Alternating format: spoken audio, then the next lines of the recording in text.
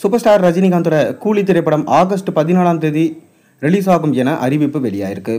அதை தொடர்ந்து பார்த்தீங்கன்னா சூப்பர் ஸ்டார் ரஜினிகாந்த் யாரோட இயக்கத்தில் நடிக்க போறாரு என்ற தகவல் இப்போ கிடைச்சிருக்கு. அதாவது கே.எஸ். ரவிக்குமாரோட இயக்கத்தில் மீண்டும் பிரம்மாண்ட படத்தில் நடிக்க போறாராம்.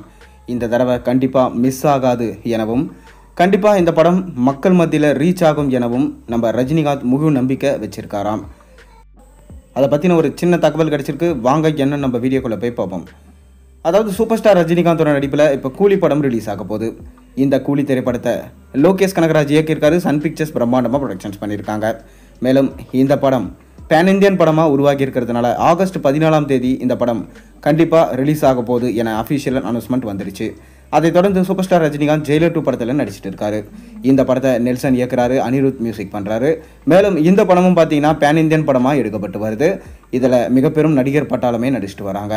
அதை தொடர்ந்து சூப்பர் ஸ்டார் ரஜினிகாந்த் யாரோட இயக்கத்தில் நடிப்பார் என அனைத்து பக்கங்களிலிருந்து கேள்விகள் எழ ஆரம்பிச்சது.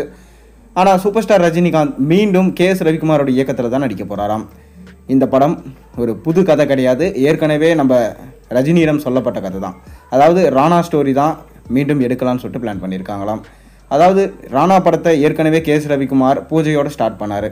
ரஜினிக்கு சின்ன உடம்பு பிரச்சனை காரணமாக அந்த படத்தை அப்போவே ட்ராப் பண்ணிட்டாங்க. அதுக்கப்புறம் கோச்சடையான் அப்படின்ற பேரில் பார்த்திங்கன்னா அந்த படத்தை அனிமேஷன் படமாக எடுத்தாங்க.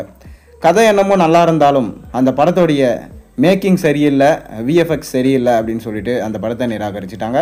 ரஜினியோட பொண்ணே தான் அந்த படத்தை எடுத்திருந்தாங்க. அதாவது ராணா படத்துலேருந்து ஒன்லைன் ஸ்டோரி எடுத்து தான் அந்த படத்தையே பண்ணாங்க. ஆனால் அப்போ அந்த படம் ஃப்ளாப் ஆகிடுச்சு. மீண்டும் அந்த படத்தை ஏஐ டெக்னாலஜி மூலம் உருவாக்கி இப்போ இருக்கிற ஜென்ரேஷனுக்கு ஏற்ற மாதிரி அந்த படத்தை ரிலீஸ் பண்ண பிளான் பண்ணிகிட்ருக்காங்க. அதை தொடர்ந்து மீண்டும் பார்த்திங்கன்னா நம்ம கே.எஸ். ரவிக்குமார் ராணா படத்தோட கதையை நம்ம ரஜினியிடம் சொல்லியிருக்காரு. ரஜினியுமே அப்பப்போ ஃபோன் பண்ணி ராணா படத்தோட கதை கேட்டுட்டு தான் இருக்காராம். அந்தளவுக்கு பார்த்திங்கன்னா ராணா படத்தோட கதை சூப்பராக இருக்கும். மேலும் சரித்திர பின்னணியில் பக்காவாக இன்றளவுக்கும் பார்த்திங்கன்னா அந்த படத்தை எடுத்தாங்கன்னா கண்டிப்பாக பாகுபலியே மிஞ்சும் அளவுக்கு இருக்கும் என சொல்லப்படுது.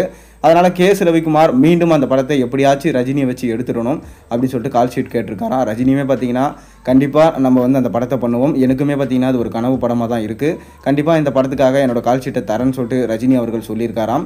கூடிய விரைவில் இந்த படம் நடந்தால் அது ஆச்சரியப்படுறதுக்கு இல்லை, வெயிட் பண்ணி பார்ப்போம். நீங்கள் நம்ம ரஜினியோட கே.எஸ். ரவிக்குமார் இணைந்தா அதுவும் ராணா படத்தை மீண்டும் கையில் எடுத்தால் நல்லா இருக்குமா நல்லா இருக்காதா? உங்கள் கருத்துக்களை மறக்காம கீழே கமெண்ட்டில் சொல்லுங்கள். மேலும் சேனலில் போடுற ஒரு வீடியோஸும் பிடிச்சிருந்தா மறக்காம சேனலுக்கு சப்ஸ்கிரைப் பண்ணி லைக் பண்ணுங்கள், பெல் ஐகானை ப்ரெஸ் பண்ணுங்கள். அப்போ தான் நான் போகிற வீடியோஸ் எல்லாம் உங்களுக்கு நோட்டிஃபிகேஷனாக வந்து சேரும்.